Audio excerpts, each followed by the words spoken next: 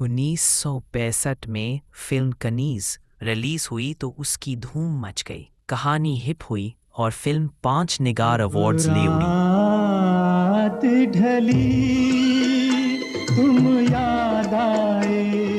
Film का एक गीत भी सुनने वालों को दूर कहीं यादों में ले गया। जो बात चली तुम याद आए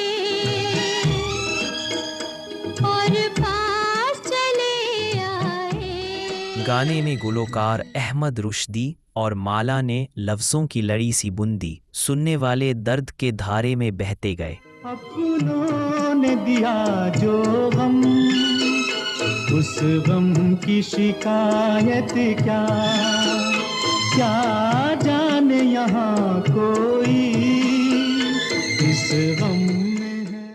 हिमायत अली शायर ने गीत के